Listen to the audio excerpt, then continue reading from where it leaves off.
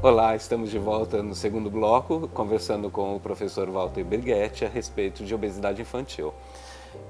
Agora você pode falar, eu te dou o direito a falar. Por que você acha que vai se transformar numa epidemia? É claro que você já falou um monte de assuntos que nos leva a pensar que vai, se não nos educarmos, isso será epidêmico. Mas qual é a sua teoria acerca dessa epidemia? Primeiro que eu acho que já está numa classificação muito próxima a isso. Porque se você imaginar assim, em 2 décadas, você aumentar em 240% o percentual de obesidade na faixa infanto-juvenil, já é algo gritante. Sim. E os fatores que coadunam a isso. Por exemplo, o que é feito na escola em termos de reeducação alimentar? Na minha opinião, tinha que ter lá um nutricionista tendo uma disciplina, educação alimentar na escola. Teria que ter também, como existe também planos do governo, tem que ter uma diretriz também governamental em agir em benefício da saúde. Claro que existem algumas propostas, mas na escola, por exemplo, teria que ter um controle sobre os alimentos que vão à cantina. Sim. E você vai aqui na cantina do colégio mesmo, aqui na estrutura, o que você observa lá? Coxinha, tem muito... Outra coisa, outro fator que é preponderante, a mídia massacra. Sim. Então eles são muito astutos, né? O poder do marketing é muito forte. Então eles têm aquele horário do adolescente estar, ou a criança estar em contato com a televisão e jogam uma série de propagandas e propostas de nutrição ou de alimentos que nem sempre colaboram para a saúde, muito pelo contrário, colaboram para dietas hipercalóricas. Você lembra daquela propaganda, daquela publicidade que falava assim, o Danoninho vale por um bifinho? Isso. Né? Que é coisa absurda. Sim, aquilo, então né? são coisas assim que você percebe que existe uma convenção, um processo, né, da mídia, um processo que é muitas vezes muito mais imperativo do que a opinião dos pais, do que a opinião na escola. Então, o que passa a determinar... Nós temos que pensar assim, o que influencia a alimentação do jovem, da criança? Quem influencia? Imagine assim, se eu não for no supermercado como família e não comprar determinados alimentos que eu sei que meu filho não consome, mas por comodidade e por mudanças de aspectos sociais que a gente percebe assim, hoje os pais trabalham fora, aquela coisa. Então, a criança está em casa, no videogame, e compra um pacote de bolacha, assim, daquelas recheadas, né? Sim. E a criança, claro, come, você desapareceu. Um pacote daquele tem quase 900 quilocalorias.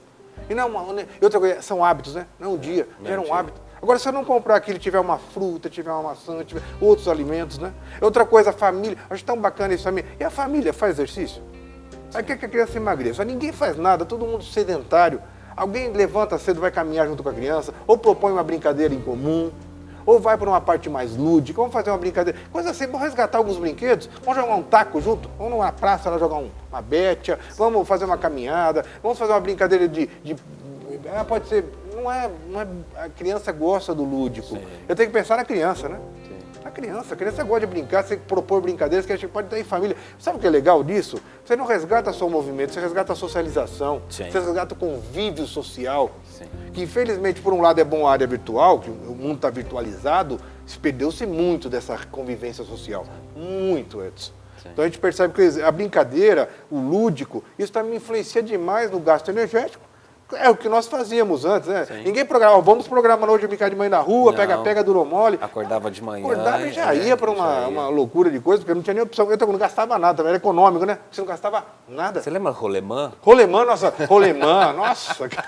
Você fazia no quintal. No quintal. Depois, até aqueles negocinhos. Isso, a própria questão de montar o brinquedo, era tudo resgatado. Tudo. Então não tinha assim. Tanto é que o gasto que a gente era nulo, não precisava nem dar mesada, entre aspas, a gente brincava, porque você brincava tanto na rua, eu jogava futebol até a bola, as orelhas da bola gastarem tudo. Exato. E se não tinha bola, você fazia uma coisa de meia. Enfim, então acho que a gente tem que pensar assim, nesse quadro da reeducação alimentar, acho que a escola é imperativa, tem que ser uma disciplina que discuta isso. Hoje, acho que para combater essa questão, para não se tornar um fator epidemiológico, é uma questão de educação. Sim. Educação da família, educação na escola, educação dos hábitos alimentares, sabe, contrapor um pouco a mídia, que a mídia, o interesse é vender um determinado produto, independente, tanto é que você vem melhorando algumas coisas, né? Você vê assim, as pessoas estão lendo mais o nível calórico de cada alimento, mas, por exemplo, se você vê quantas casas tem fruteiras, né? Fruteiras que a gente chama, aquela maçã, banana, que ficava lá... Sim, eu lembro. Eu lembro que eu era moleque, a gente comia arroz, feijão, não estou dizendo que era uma dieta simples, mas tinha muita fruta.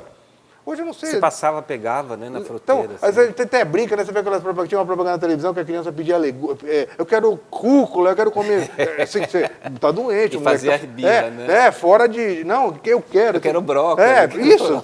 Para, isso já fala, o cara é fora de senso, porque fugiu do senso, como que era Fugiu. natural pra gente, Fugiu. o que fazia parte da nossa alimentação diária, fugiu. E o próprio movimento. Então, eu vejo hoje um quadro sério, porque você perceba o seguinte, essas doenças, o problema é as doenças, né? Isso tudo vai ocasionar lá na frente um desenvolvimento de aterosclerose, problemas de hipertensão. Hoje nunca se encontrou indivíduos com níveis de diabetes tão elevados, adquiridas a partir dos 40 anos, doenças que com certeza comprometem muito a qualidade de vida do ser humano e a longevidade do mesmo.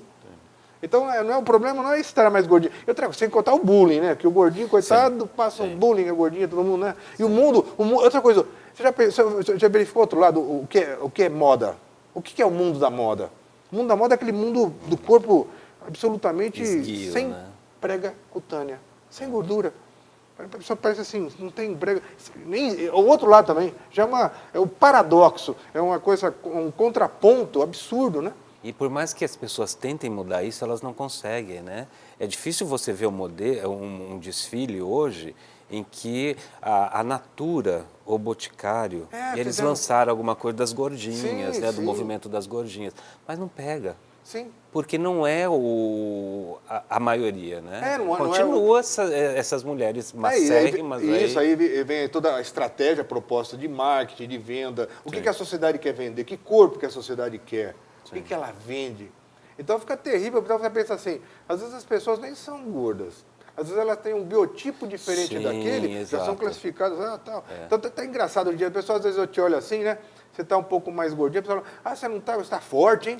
Tá forte. Acho que você está forte, hein? Tá fortinho. Está fortinho, hein? Nossa, pá. Então, assim, e são coisas assim que a gente percebe e machuca a gente mesmo como adulto, né? Se você percebe-se um pouco mais acima do peso, vem aquela brincadeirinha, aquela coisa. Imagine o gordinho na escola, é um bullying, hoje que fala bullying, mas sempre teve, né?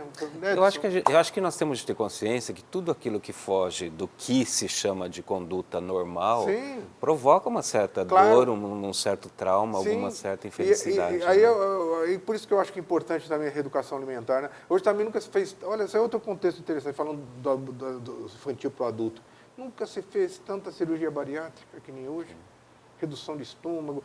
Quer dizer, para você chegar num ponto desse, significa que você não teve, às vezes, muitas vezes, a capacidade de controle em relação a esses parâmetros todos que levaram à obesidade. Eu acho que é uma questão assim, de você não teve controle sobre você. Sobre você, da sua atitude. É problemático isso. Quer dizer, o alimento passou a ser uma via de conforto próprio. Uma via assim, de plenitude que, de certa forma... E você não consegue controlar não consegue controlar e aquilo vai ficando. Aí você chega a um ponto, ou agora, inclusive liberar alguns medicamentos, alguns fármacos para emagrecimento de novo, porque a coisa está tão feia que não liberando de novo. E a cirurgia, eu cheguei a ponto de conhecer pessoas que aumentavam o peso, porque existe um mínimo de peso necessário para a cirurgia bariátrica, só para contextualizar um emagrecimento. E, na verdade, a pessoa torna-se um paciente crônico. Eu posso dizer que existe um exercício específico para emagrecimento ou não? Na verdade, existe a necessidade do movimento. Então, toda vez que você promove o movimento, você gasta energia. Claro que alguns mecanismos facultam mais o gasto energético. Então, por exemplo, eu tenho que respeitar as condições da criança também. Né? Eu não posso uma criança de 9, 10 anos pôr na academia fazer musculação. Então, na verdade, ela vai ter que buscar atividades assim, não muito extensas, tem que ser aquela brincadeira mesmo, brincadeira do pega-pega, duro mole, aquelas coisas que resgatam as atividades do dia a dia, porque realmente eu posso programar para esse tipo de situação. Outro exercício ótimo, fazer natação. A natação, alguns exercícios, andar de bicicleta. Hoje está tão assim, em voga andar de bicicleta. Pega a família, pai, mãe, filho, vão andar de bicicleta, sabe? Cultuar essa questão do grupo familiar também desenvolver suas atividades. Então, hoje tem surgido alguns nichos de prática que a criança pode participar. Possível, né? E é gostoso, resgata o movimento e, ao mesmo tempo, também a família se integra nesse sentido, né? Sim. Ô, Walter, o seu curso de educação física, eu digo seu porque você é o coordenador. Ao qual estou coordenador? Estou coordenador. Existe bacharelado e licenciatura. Sim, os dois. Bacharelado, ele vai para a academia. Bacharelado vai para o mundo fitness. Na verdade, assim, a área não formal. Então, por exemplo, tudo que não é escola. Ah, entendi. E a licenciatura, tudo que é escola. Tudo que é escola.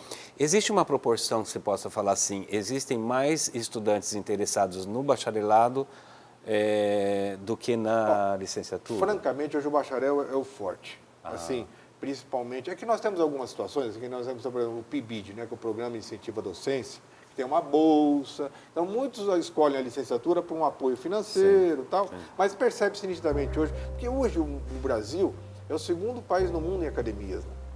O segundo, depois só perto dos Estados Unidos. Então, hoje o mundo fitness cresceu muito, né?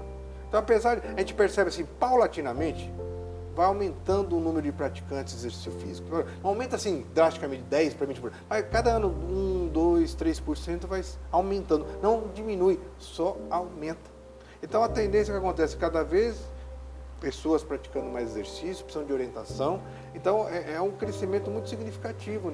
Agora, quando se fala em educação física escolar, eu dependo da política de governo, de incentivo mesmo nas escolas particulares. Quem incentiva a educação física na escola? Né? Walter, nós falamos muito de publicidade. Agora, só para terminar o programa, se eu pedisse para você fazer uma publicidade para os futuros estudantes que queiram, né, que vão começar uma graduação, o porquê você aconselha o aluno do ensino médio a fazer educação física, a fazer o seu curso? Eu aconselho porque, primeiro, você muda a vida das pessoas. É um curso que exige uma competência funcional muito grande e que essa atitude profissional muda a vida das pessoas, do nenê, do bebê à terceira idade. Sim. Ela entra no mundo, ela faz a diferença. Sabe? Então, quem realmente quiser trabalhar nesse segmento, desenvolver essas atividades, realmente você lida com o ser humano, tem que gostar de trabalhar com gente. Sim. Tem que gostar de fazer essa diferença. Então, hoje você faz a diferença. Pode ser no aspecto motor, da aptidão dos esportes, ou da própria necessidade de mudar esse paradigma, emagrecimento, condicionamento físico. É muito bacana quando você prescreve exercício e você, lá daqui 2, 3 meses, percebe os resultados. Você percebe que foi um trabalho planejado, montado, efetivado e é reconhecido por isso. Sabe? Hoje, o profissional bem informado, ele está muito bem no mercado. Principalmente no bacharel ou na licenciatura, um bom profissional, ele é muito bem. Tanto é que vários alunos nossos da Unifeb aqui são recrutados a trabalhar em Rio Preto. O pessoal liga, tem um bom aluno aí, já estão lá em Rio Preto trabalhando nas academias. Então, pra gente, isso é uma área que está muito... Não existe como retroagir a educação física, muito pelo contrário, a educação física só está crescendo cada vez mais. Pelo que você me falou da questão da obesidade, por exemplo, profissional de educação física, Fora outras coisas. Exato. Então, assim, obesidade, diabetes, hipertensão, a própria necessidade do movimento. E não vou fugir, não vou ser hipócrita, a estética também. As pessoas hoje querem ser bonitas, né? E hoje, por mais que se fuja ou não, tem esse paradigma também. Eu gostaria de te convidar para um próximo programa para falar sobre a questão do diabetes nas crianças, porque eu acho que é um problema também que hoje em dia, né, ocorre. Bom, obrigado por tudo. Eu que agradeço. Eu gostei muito. Desculpa, às vezes falo até um pouco a mais, assim, mas só não, foi ótimo. Para falar desse conteúdo todo, que acho que a gente educa, né? É uma questão de você poder levar à população uma informação que eu acho que é importante. Que mais do que nunca essa questão da obesidade, né? Sim, que está gritante, né, Edson? Acho que é uma coisa... Eu agradeço a oportunidade, viu? Muito obrigado pelo momento aqui. Ok. Por hoje terminamos o nosso programa Educação e Eles. Nos vemos no próximo. Até mais.